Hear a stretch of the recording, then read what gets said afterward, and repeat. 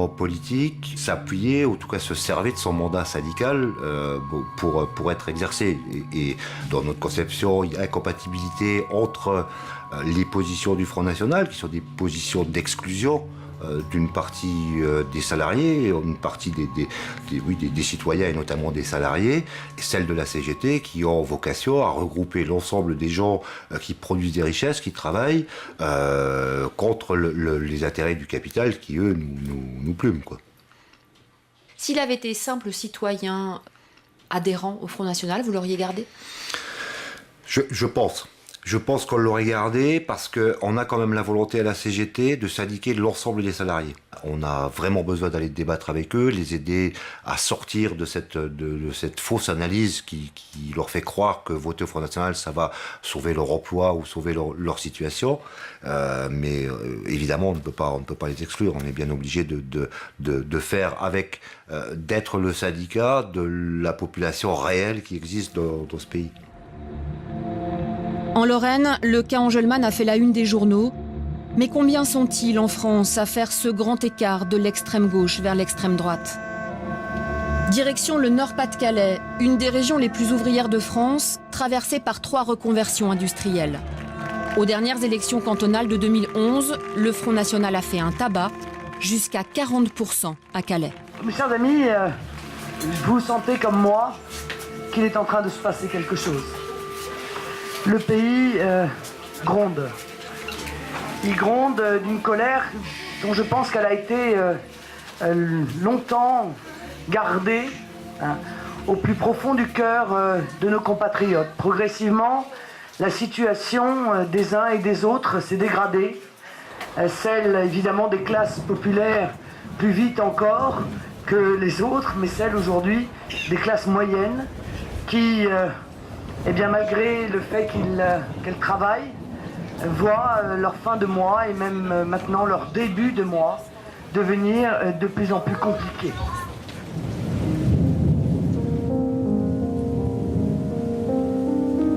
Cela fait 50 ans que Jean-Rémy Duménil habite Lem, une cité ouvrière dans la banlieue de Lille. Jean-Rémy a connu 2 licenciements dans sa carrière de métallurgiste. Il était de tous les combats aux côtés de la CGT pour défendre ses camarades travailleurs. Jean-Rémy milite aujourd'hui au Front National, candidat au cantonal de 2011. Mais il ne renie pas son ancienne vie de gauchiste, précieusement conservée. J'en ai récupéré quelques-unes. Ça, c'est une coupe de journal avec la photo.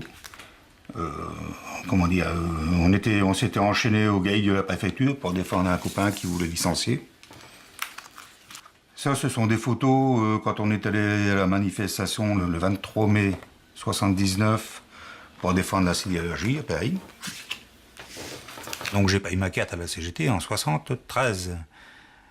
Donc avant, je travaillais dans une petite entreprise. Je suis rentré dans une grande entreprise. Là, les syndicats sont plus structurés, donc, etc. Donc comme j'étais quelqu'un quand même qui était toujours plus ou moins, je ne veux pas dire révolté, mais qui défendait toujours son beefsteak et tout, même dans une petite entreprise. Voilà, je suis quelqu'un qui s'engage. J'ai longtemps voté à gauche, oui, absolument. En 80, j'ai voté socialiste et j'ai voté pour Mitterrand. Qu'est-ce que vous attendiez de ce vote socialiste ? Comment dire que la vie s'améliore pour les gens. Ils nous promettaient beaucoup de choses, les partis de gauche, les retraites à 60 ans, enfin bref, tout ce que... De toute manière, on n'avait pas ouvert la bouche, ils étaient d'accord avec nous. Donc on y a cru. C'était en juin 1982, fin de congrès, on a été invité à la mairie de Lille, Pierre Moreau, Premier ministre, alors nous a déclaré qu'il bloquait les salaires. Donc c'est à partir de ce moment-là que j'ai dit, bon, écoutez, s'il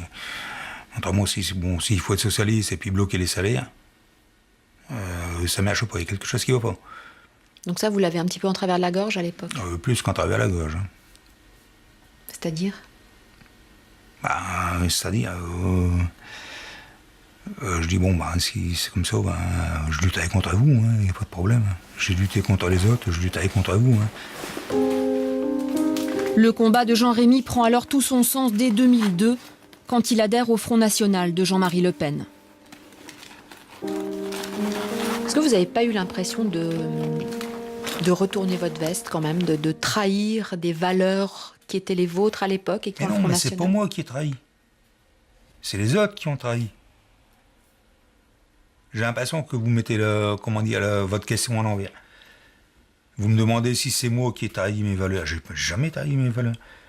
C'est les socialistes, les communistes, tout ça, qui ont trahi leurs valeurs. Et nous ont trahis en même temps. Ce sentiment de trahison expliquerait-il à lui seul l'adhésion du monde ouvrier vers le Front National? Le Parti communiste n'aurait-il pas sa part de responsabilité?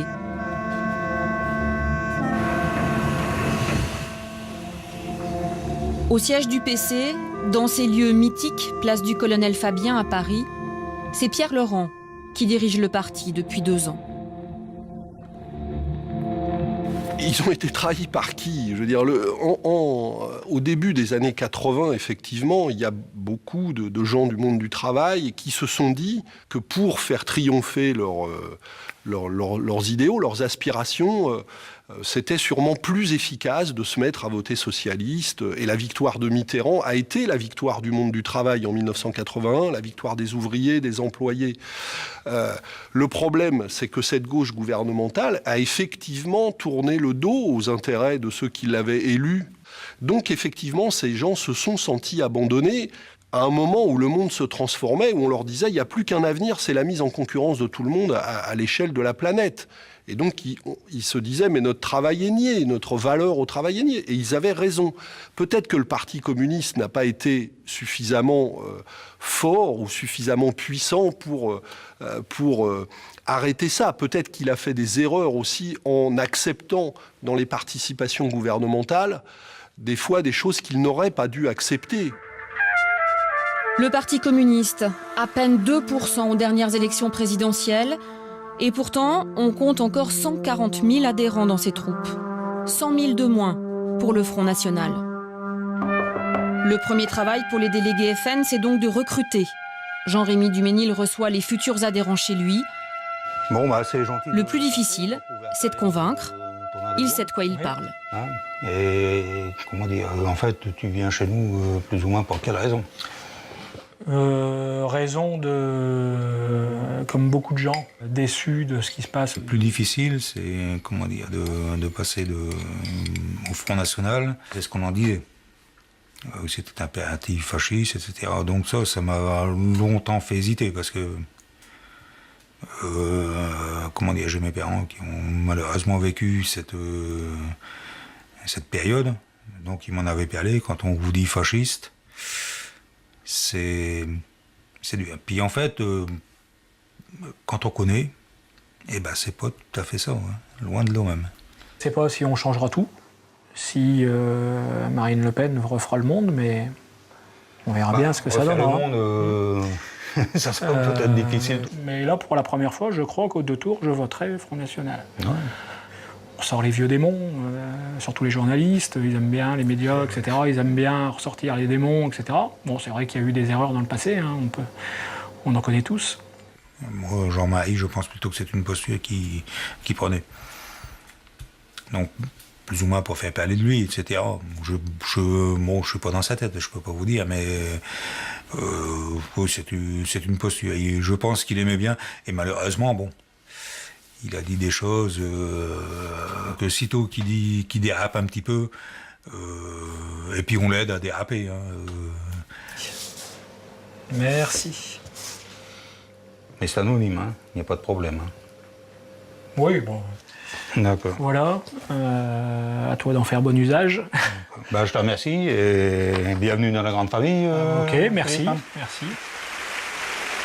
Après le père, la grande famille du FN réunie autour de Marine, la machine est relancée.